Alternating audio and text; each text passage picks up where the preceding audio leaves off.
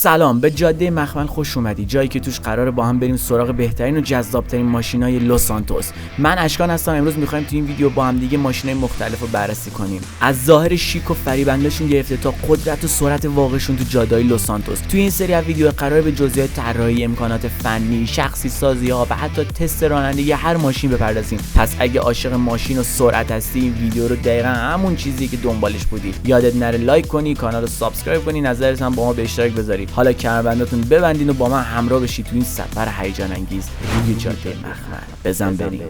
با قسمت اول جاده مخمل پیشتونیم. ما رو دارین از مارلو ولی میبینیم داخل شهر لس سانتوس. ما قراره که اینجا بریم یه ماشینایی رو تست کنیم، ماشینای مختلف داخل شهر، از قیمت‌های مختلفی که دارن و اینکه مشخصاتشون رو بهتون بگیم، از معرفی، طراحی، عملکرد فنیشون، امکانات و تجهیزاتشون، حتی شخصی سازیایی دارن. تست درایوشون رو با هم میریم و یه نتیجه‌ای بهتون میگم که ببینید آیا این ماشین خریدش منطقی است یا نه. پس به برنامه جاده مخمل خوش اومدین. بچه‌ها، ماشین اولی که براتون انتخاب کردیم پریموه. این یه ماشین سدان سازنده شرکت آلبانیه، 4 سرنشینی که خودتون دارین مشاهده میکنین و اینکه این دیفرانسیل این ماشین دیفرانسیل عقبه و واقعا با توجه به همین مسئلهش میتونه خیلی براتون باحال باشه. قیمت این ماشین $9000. همونجور که داخل ویدیو هم براتون گفتم، ما قرار ماشینای زیر $10000 رو داخل این قسمت تست کنیم. این بهترین ماشینی بود که شما میتونید داخل فروشگاه شهر لس سانتوس بخرین که قیمتش زیر $9000. ماشین باحالی هم هست و کلاسیک، رنگای بسیار تا بسیار خوشگلی هم داره. شما میتونید از 2 رنگ مختلف داخل این ماشین استفاده کنین. شرکت آلبانی شرکت بسیار خوبیه، ماشین اقتصادی درست میکنه و خب بیشترین ماشین هم الهام برداری از طراحی‌های پونتیاکه. حد اکثر سرعتی که این ماشین میتونه بره 166 کیلومتره و خب شما میتونین ترمز و موتور و گیربکسش رو ارتقا بدین هر جوری که دوست داشتین، برین تامینگاه معتبر شهر و اینا رو ارتقا بدین. توربو هم میتونین روش نصب کنین که خب موتور بسیار تا بسیار جاداری داره، چیزی که خودتون دارین میبینید. رینگای استوک خود ماشین بسیار تا بسیار رینگای خوشگلی هستن. از بغل که ماشین رو نگاه میکنین میبینین که شیشه‌های بسیار تا بسیار بزرگی داره. این شیشه‌های ماشین ممکنه خب زیاد براتون جالب نباشه، اما به خاطر طراحی کلاسیکی که داره قشنگش میکنه. بیایم عقب ماشین نگاهی بندازیم. من به نظرم یکی از ماشینای خیلی خوشگله، چه از نوع پریمویی که اینجا نوشته، لوگوی خود پریمو و شرکت آلبانی که واقعا ماشینای خوبی داخل شهر تولید میکنه.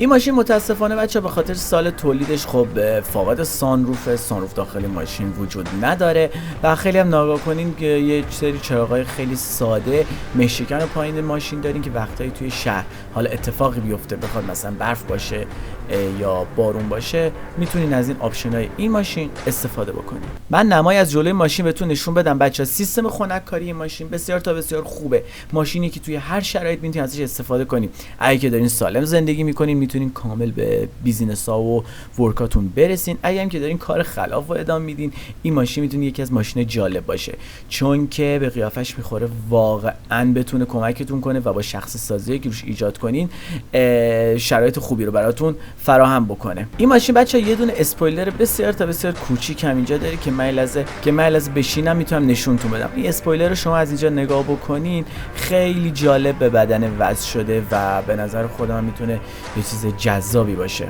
الان وقتشه که بریم داخل ماشین رو با هم یه نگاه بندازیم که ببینیم چه جوریه بچه.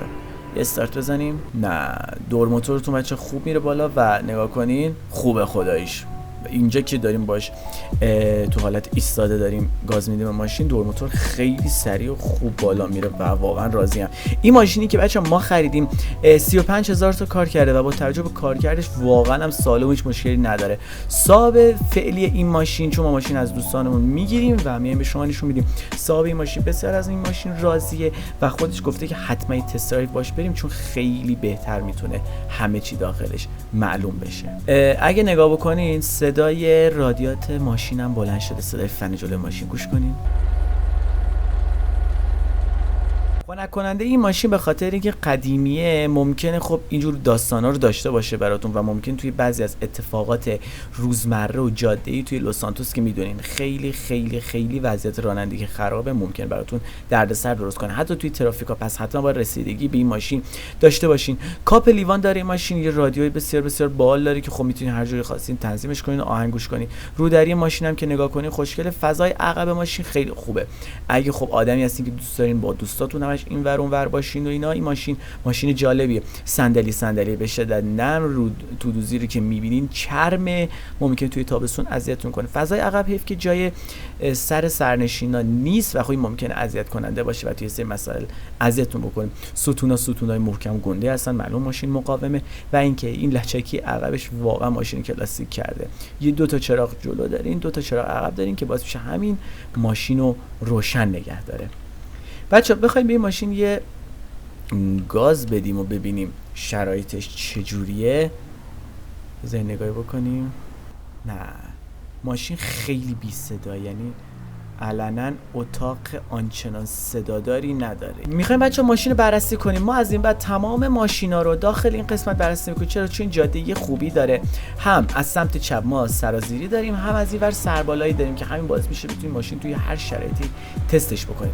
پس اولین مسئله اینه که آقا این ماشین الان قراره توی سرعت چجوری باشه. یه دور ریز باش بزنیم ببینیم چجوریه. شتاب بدی نداره به نسبتی که واقعا اینجا رانندگی سخته. یه لحظه توی خاکی بندازیمش. ما ماشینا رو یه جوری تستشون میکنیم. ترمز واقعا توی خاکی وضعش خرابه.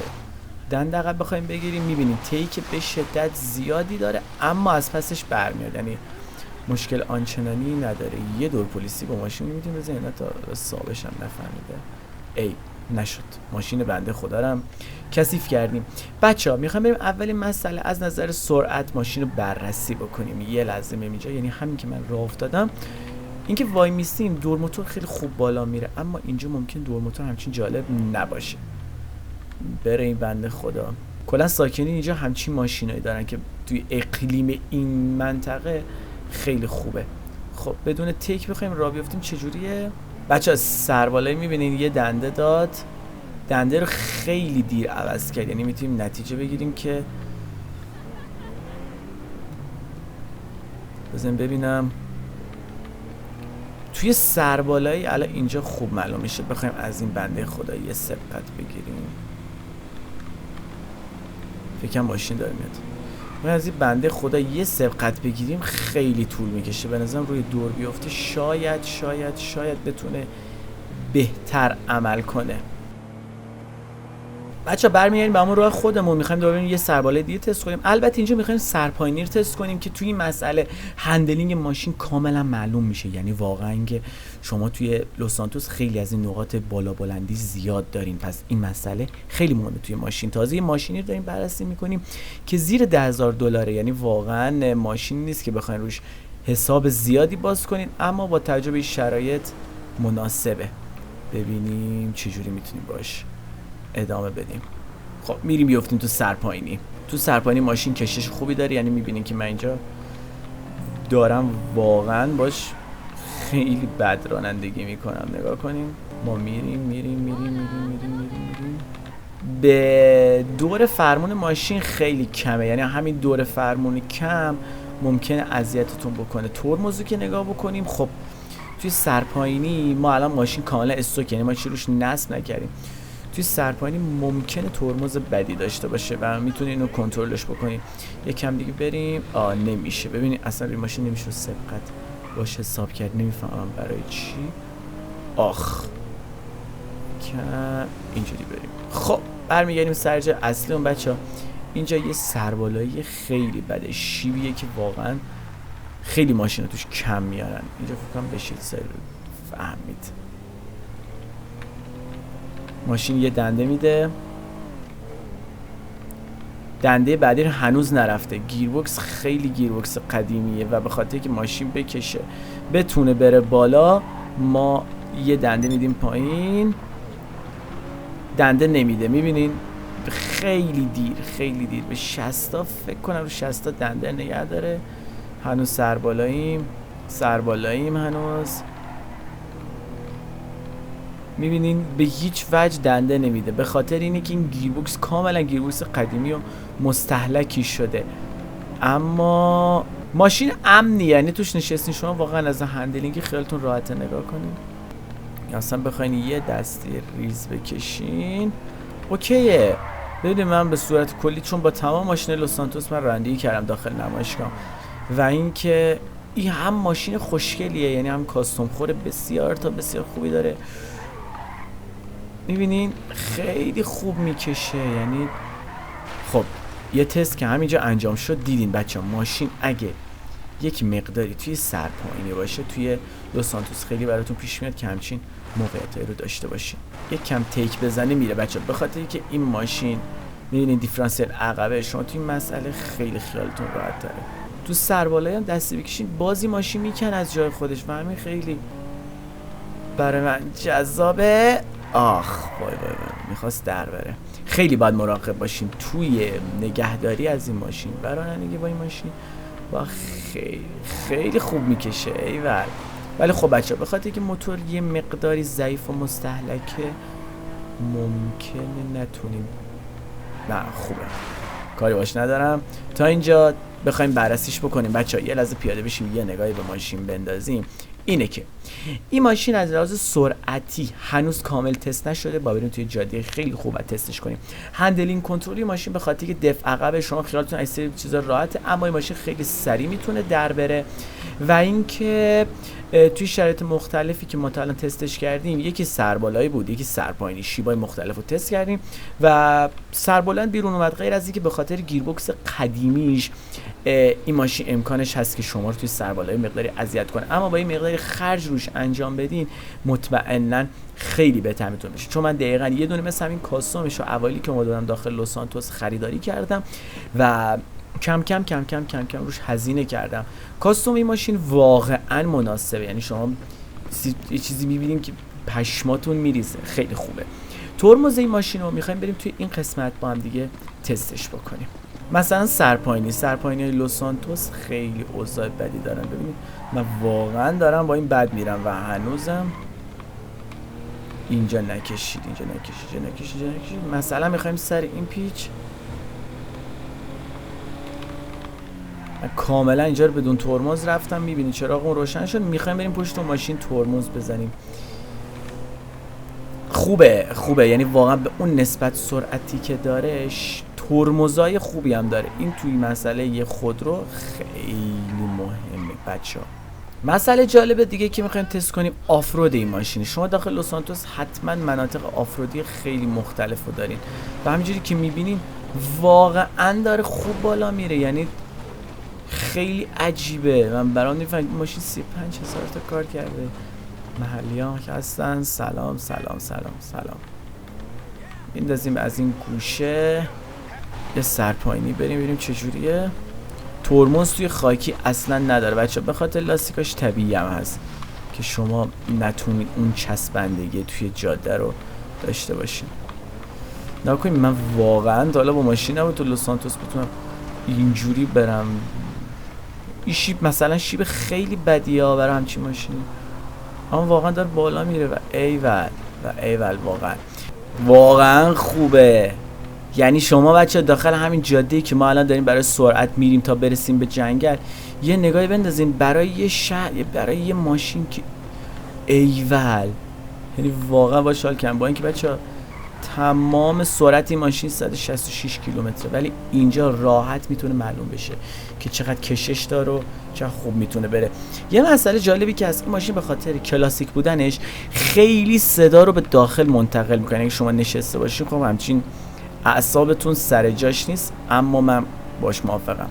تا اینجا 90 مایل داریم میریم که همون هولوش 160 تا 140 تا کیلومتر میشه و هنوزم داره میره. تازه ایتیکا سربالایی شما این قسمت از لوس سانتوس قطعا دیدین، واقعا رانندگی کردن توی سخته، هم شلوغه هم سربالایی بسیار زیاد داره و ما افت سرعت نداریم هنوز. سربالایی خیلی حرفه، هنوز شما سربالایی رو نگاه و داره میره ایول.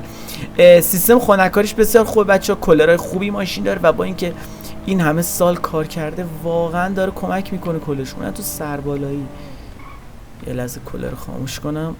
خب بندازیم از این قسمت یک کم شیطنت کنیم ببینیم چه جوری میشه.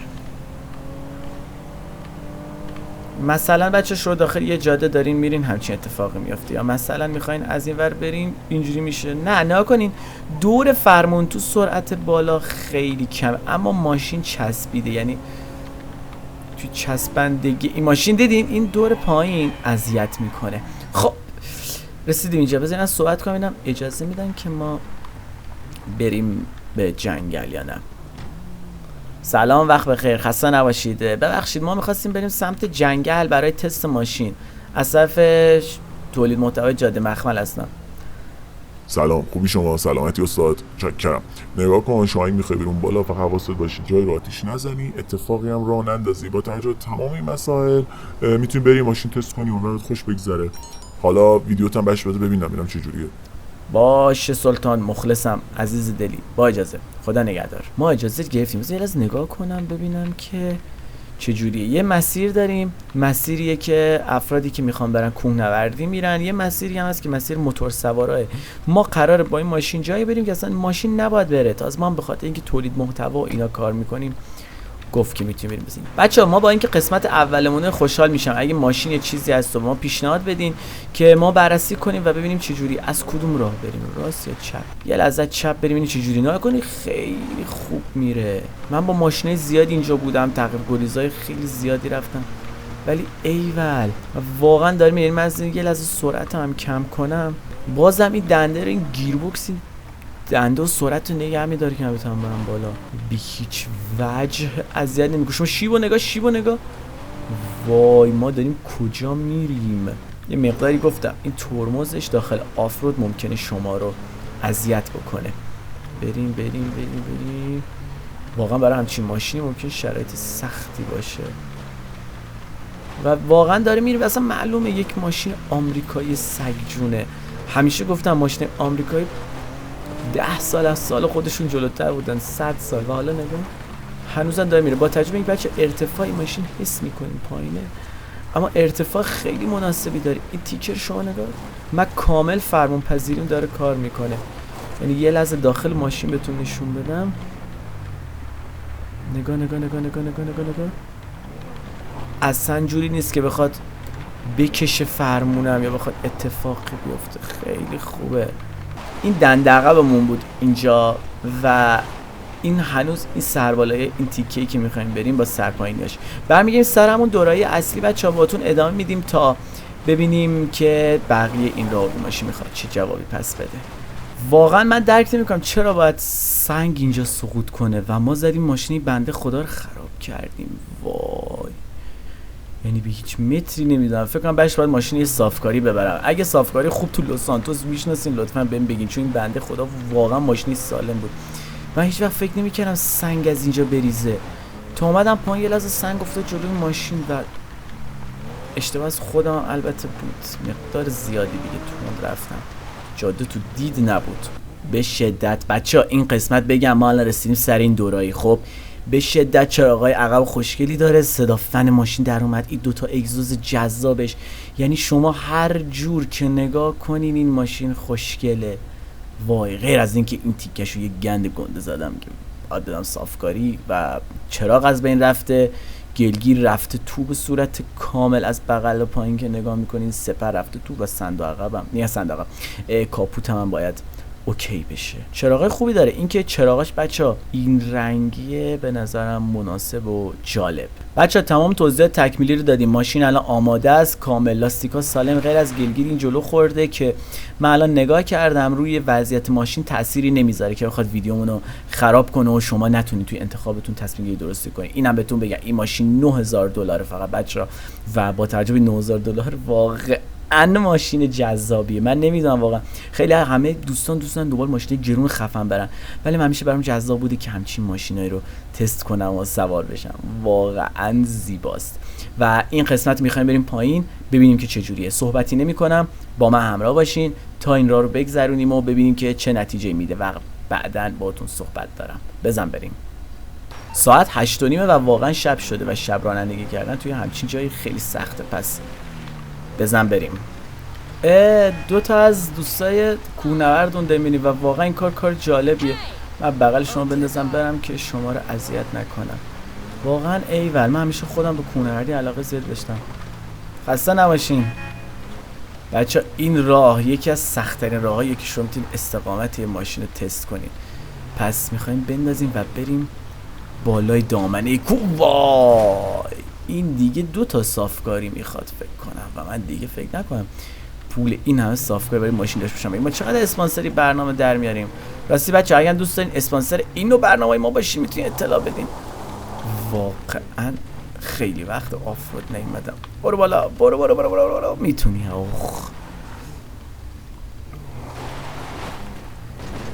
ایول من واقعا الان فکر کردم وسط ماشین میگیره. واقعا ایول شما نگاه.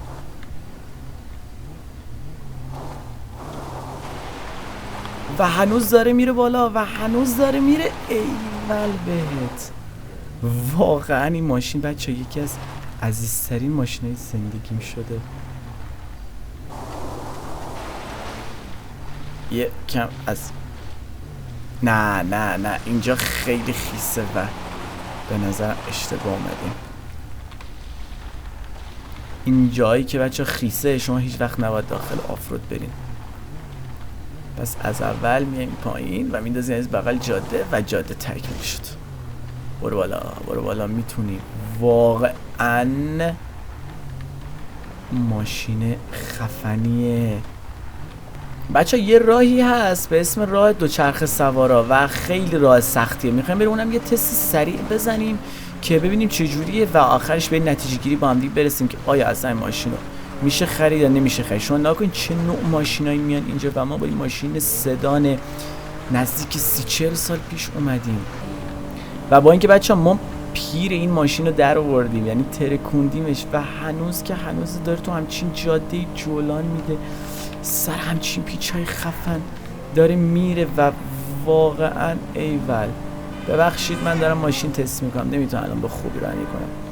کارگاه چوب بچه اگه بشناسین جاییه که واقعا رانی کردن توش اعصاب و روان میخواد. یعنی شما از این تیکی که میایین هنوز میریم بالا و هنوزم خوبه ها. ما خیلی سال پیش با دوستامون اومده بودیم اینجا که فیلم بگیریم درباره شکارم بود و اصلا فکر کنم این تیکه براش آب خوردنه.